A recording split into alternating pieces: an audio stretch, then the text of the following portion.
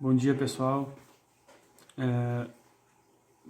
Me pediram para que eu resolvesse o exercício 4 dos slides, que na nossa apostila ele é o exercício 9, tá?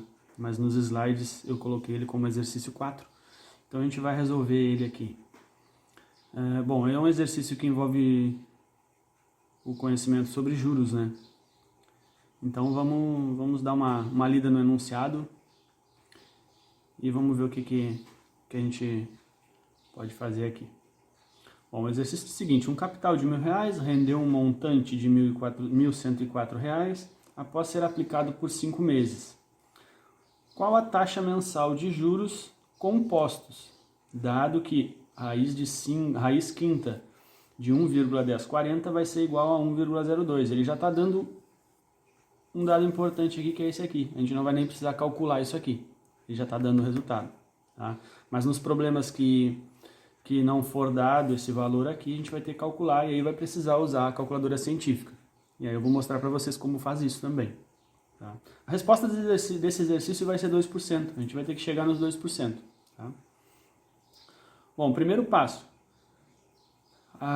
Qual foi o tipo de juros que foi aplicado? Foi juros simples ou juros compostos? O problema normalmente já traz, né? Ele já traz qual foi o tipo de juros. Então, está dizendo que foram juros compostos.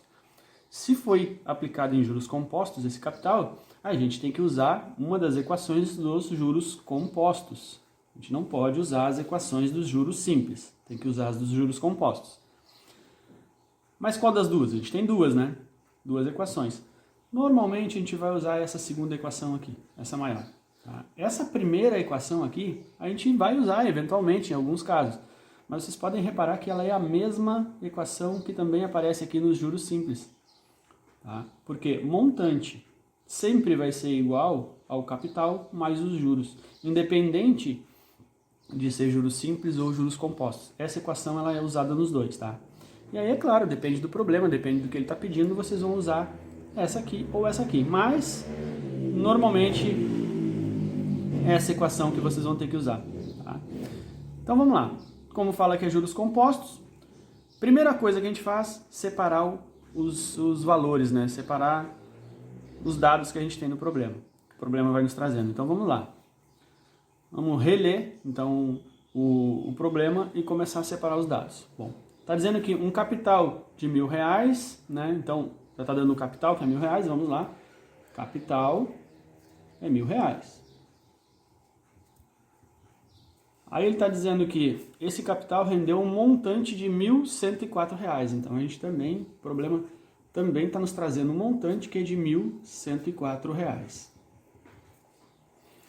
Após ser aplicado por 5 meses, então está aqui o tempo de aplicação, né? Ele foi aplicado por 5 meses, então o nosso T, que representa o tempo, 5 meses. Aí o que ele quer saber? Quer saber a taxa, quer saber o nosso I. Né? Qual é a taxa? E essa taxa ao mês, certo? Taxa mensal, então, quanto por cento ao mês teve essa aplicação? Bom, vamos lá então. Como eu já falei, a nossa fórmula que a gente vai ter que usar é essa aqui. Porque o que a gente precisa? A gente precisa encontrar o I, né? Então a fórmula, a equação que a gente vai usar, precisa ter o I. E essa primeira não tem. Ela só tem o M, o C e o J. Então a gente não tem como usar ela. Mas essa aqui tem o I aqui dentro do parênteses. Então é essa aqui que a gente vai usar. O restante, o T, o C e o M, a gente precisa ter esses valores. O problema tem que ter nos fornecido esses valores. Tá? E ele nos forneceu, tá aqui, ó, o C, o M e o T. Então é essa fórmula que a gente vai usar. Então, como eu sempre falo, repitam a fórmula no início do problema, tá? Para vocês lembrarem dela. Vai chegar um momento que vocês vão precisar usar, lá no Enem, por exemplo, vão precisar usar e não tem como vocês consultar. Né? Ela vai ter que estar na cabeça de vocês, tem que estar decorada. Então vamos lá. M igual a capital, abre parênteses, isso aqui está multiplicando, então o capital está multiplicando tudo que tem dentro de parênteses. 1 mais I elevado a T, que é o nosso tempo. Bom, então agora a gente, primeiro passo, substituir os valores, né? Então vamos lá. Montante nos foi dado R$1.104. Isso aqui vai ser igual ao capital, que era R$1.000, multiplicado por 1 mais a taxa, que a gente não sabe qual é, então vai continuar sendo I, elevado ao tempo, que o tempo é de 5 meses. Nessa equação, como a gente precisa encontrar a letra I, a gente precisa isolar ele, né? Deixar ele sozinho em um dos lados da equação. Tanto faz ser no lado esquerdo quanto no lado direito. Tá? Então, como ele já está no lado direito, vamos isolar ele no lado direito. E aí, para isso, a gente precisa que os outros valores que a gente tem, o 1.000, o 1 e o 5, passar eles todos para o outro lado da equação. Só que aí existe uma regra de precedência, né? O que a gente pode passar para o outro lado primeiro? Nesse caso aqui, a gente não pode passar o 5, porque o 5 ele está a potência de tudo que tem dentro do parênteses, e eu ainda tenho um 1.000 que está multiplicando isso aqui. Né? Então não posso passar o 5 para lá sem ter resolvido isso aqui tudo. E não tem como resolver isso aqui, porque eu tenho um I aqui. Não tem também como eu somar 1 mais I, vai ser 1 mais I. Então o primeiro passo é passar esse capital, esse R$1.000, para o outro lado. No momento que eu troco de lado algum valor da equação, na verdade eu estou realizando a operação inversa dos dois lados. Então a gente diz que a gente passa ele para o outro lado utilizando a operação inversa. Então, se aqui ele está multiplicando o que tem dentro do parênteses, do outro lado ele vai dividir o que tiver do outro lado. Então vai ficar assim, né? R$1.104, que é o montante, vai ser dividido por 1.000, que é o capital. E isso vai ser igual ao quê? Vai ser igual ao que ficou do outro lado ainda, que é o 1 mais I elevado a 5. Então, 1 mais I elevado a 5 continua no lado direito. Agora a gente pode resolver essa fração aqui, né, essa divisão, né, e resolvendo isso aqui, a gente pega a calculadora, vou botar ela aqui. Então, 1.104 dividido por 1.000, isso aqui vai dar 1,104. 1,104. Na calculadora, gente, aquele pontinho que aparece ali, vou aproximar, aquele pontinho é a nossa vírgula. Tá? Então, sempre que vocês forem colocar algum valor na calculadora, onde for colocar a parte decimal ali, vocês vão, ao invés de colocar a vírgula, vocês vão colocar o ponto. É sempre o contrário na calculadora, tá ok? Bom, então, a gente ficou com um valor de 1.104 no lado esquerdo, e no lado direito continua o que a gente tem lá, 1 mais I elevado a 5. Tá, mas e agora? Bom, agora eu continuo sem poder fazer essa conta de 1 mais I.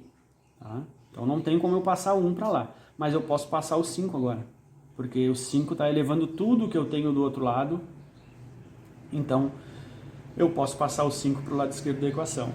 Só que aí vem um detalhe. Qual é a operação inversa? O 5 está com potência. Qual é a operação inversa da potência? Esse 5, quando for para o outro lado, ele tem que ir utilizando a operação inversa. A operação inversa da potência é a raiz. Né? Quando a gente tem um valor elevado ao quadrado, a gente passa como raiz quadrada. Se eu tenho um valor elevado à potência 5, ele vai passar como uma raiz de índice 5. E aí vai acontecer que vai ser esse dado que a gente tem aqui no problema, que foi dado lá em cima. Então a raiz é de índice 5, porque o tempo é 5, a potência é 5. Então vai ficar assim, raiz quinta de 1,104. Aí vocês vão dizer, pô, mas lá está 1040. Bom, 1,1040 ou 1,104 é a mesma coisa, né? Porque eu acrescentar um zero aqui não vai mudar nada, tá? Se quiserem, se preferirem, pode colocar um zero aqui, mas não tem necessidade. É a mesma coisa que está lá. Tá? E isso vai ser igual a 1 mais I. Agora já não precisa mais. O parênteses eu vou deixar aqui, mas nem precisa mais. Tá? Agora já pode eliminar. 1 mais I dentro do parênteses é 1 mais I. Não tem nada fora, tu pode eliminar eles. Bom, resolvendo isso aqui, o problema já nos deu. É 1,02. Tá? Ele vai usar, para essa raiz de índice 5 desse valor aqui, ele vai usar 1,02. Então, aqui é 1,02. Ah, mas e se eu não tivesse, se o problema não tivesse dado esse valor? Bom, aí teria que usar a calculadora. E aí precisa saber como usar. Aí a gente faria assim, ó. Vamos lá, vou aproximar. Para utilizar essa função raiz de índice maior do que 2, vocês precisam fazer o seguinte. Primeiro vocês digitam o índice da raiz, que nesse caso é 5. Então vai digitar o 5. Aí tu vai digitar na calculadora o shift, porque vai ser uma função que não está nas teclas, ela está em cima das teclas, é como se estivesse apertando o shift lá no notebook também, para usar as letras maiúsculas, certo? E aí tu vai apertar essa função aqui, ó, que aparece acima da potência. Ali tem a potência, o chapeuzinho significa a potência, e em cima dele tem uma raiz com um x. Aquilo ali significa que é uma raiz de índice maior do que 2, então a gente aperta isso aí. Aí apareceu lá. Agora digito parte de dentro da raiz ali, 1.104, e aí dá-lhe o igual. Ó, deu 1,01998, né? Não chega bem a 1,02, mas o problema nos arredondou esse valor. E ele nos deu esse valor de 1,02. No nosso caso, o nosso arredondamento sempre é 4 casas após a vírgula, à direita da vírgula. Então, se aparecesse assim, a gente não tivesse o valor que foi dado pelo problema, a gente teria que usar 1,0199. Era esse o valor que a gente ia usar, porque a gente vai usar 4 casas após a vírgula, e ali a gente vai truncar o arredondamento. Vai ser esse, 4 casas exatas, ok? Bom, mas como o problema nos deu, vamos seguir o valor que o problema deu pra gente. Então, 1,02 é igual a 1 mais i. Reparem que eu já eliminei o parênteses. Tá? Próximo passo agora, para mim isolar o i, passar o 1 para o lado esquerdo. Então vai ficar 1,02. O 1 está somando, né? 1 é positivo aqui. Então no outro lado ele vai diminuir. Se aqui ele soma, do outro lado ele aplica a função inversa dele. Então, contrário de somar é subtrair. Contrário de adicionar é subtrair. Então menos 1 é igual a i. O i já está isolado, agora basta resolver isso aqui. 1,02 menos 1 dá 0,02. Então, quer dizer que o nosso i é igual a 0,02. Ah, mas está pronto?